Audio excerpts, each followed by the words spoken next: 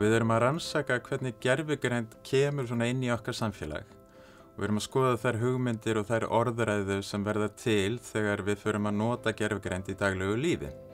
En við notum hljóðfæri og tónlist sem vettfang til þess að rannsaka þessar spurningar. Við erum að beita þessum tónlistatækjum til þess að skoða hugmyndir siðferði, höfundarétt, sköpun, atbeina hljóðfæra, og atbeina tækni, hvernig tækni hefur áhrif á okkar hugsun. Með þessu þá náttúrulega gerist það að skilningur fólks almennt á gervigreind eykst og við fáum betri orðræðu inn í samfélagið gervigreind og þær hættur og þau vandamál sem geta komið upp.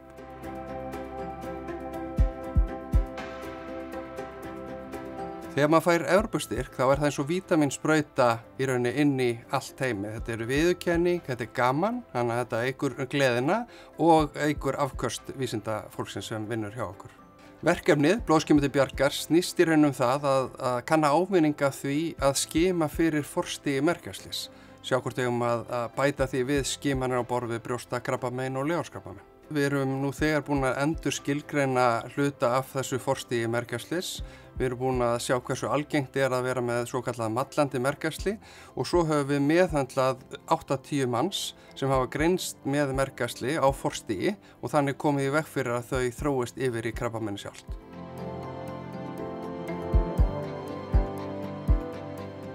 Verkefnið okkar snýst tækniþróun á sjónaugum. Þetta eru sjónaugar sem ætlað að varpa ljósi á sögu alheimsins.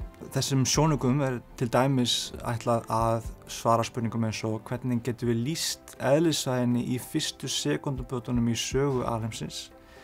Hvernig getum við lýst stórgerð alheimsins, til dæmis hvernig verða fyrstu stjörnurnar til og hvernig verða fyrstu vetrarbrautirnar til. Ég er sannfærður að þessi fjárfesting skilir sér margfalt til baka. Við erum að þjálfa fólk sem tekur þátt í hátækni iðnaði dagsins í dag og framtíðarinnar. Pælingar alheiminn veit okkur innblástur á ýmsa vegu. Verkefnið snýst að því að skoða algengi mismunandi áfalla sem að fólk getur orðið fyrir á lífsleiðinni og þau geta verið mjög ólík. En ekki síður snýst verkefnið að skoða hvaða áhrif þessi áfall hafa á líkamlega og andlega heilsu. Peningarnir eru mjög mikilvægir í rannsóknum, alveg gríðarlega og svona stór styrkur ekki síður og það er ekki bara að við gerðum þessa rannsókn áfallasögu kvenna heldur, það verður svo margt til út frá henni. Aukið samstarf alþjóðlega, við gerðum líka rannsóknina líðan í COVID og upp úr því spratt mjög mikið alþjóðlegt samstarf sem var milli 7 landa og mjög virt. Klassísk líffræði snýst náttúrulega að skoða lífverur og hvernig þær hegða sér. Kringu 1950, kannski aðeins fyrr, þá fóru menn að greina mólekúlin sem eru inn í frumum og þá var þessi svokölluð sameinda líffræði til og raunverulega hægt og rólega safnaði saman upplýsingum alla komponentana sem fruman samanstenst af. Og þessi komponentar kom allir saman og mynda þetta funksional stig. Og það það sem kerfislíffræði snýst Það geta reiknað það út, mælt ákveðnar stærðir og átt að sjá því hvernig kerfi virkar í lifandi frumu. Hvort það virkar eðlilega eða hvort það komið í óeðlilega hegðun og leiðir kannski til sjúkdóms. Og þannig að það það sem þessi kerfislíffræði snýst Í framhaldi af því hægt að nota starffræði núna til að lýsa starfsemina á kerfinu.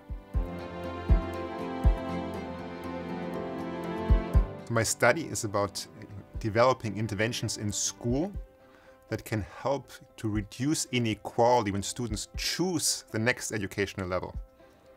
Well, hopefully we'll develop tools that can be used in schools and by guidance counselors to help students make informed decisions, reduce inequalities so that their parental background doesn't matter so much when they make decisions.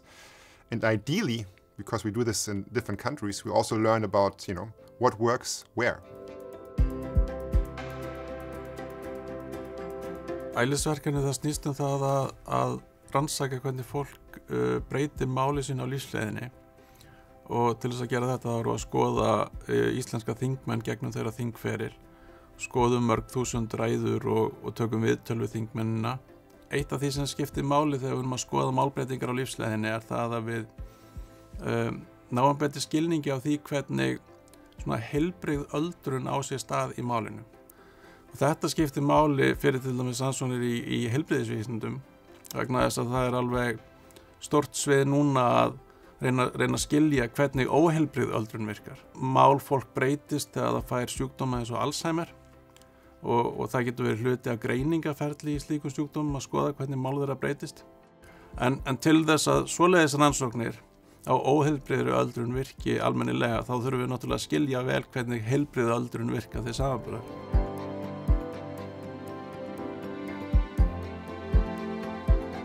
Rannsóknin mín snýst umritunarhætti sem að spila mjög sérhæft hlutverk í frumum manna við að opna aðgengi að genaupplýsingum.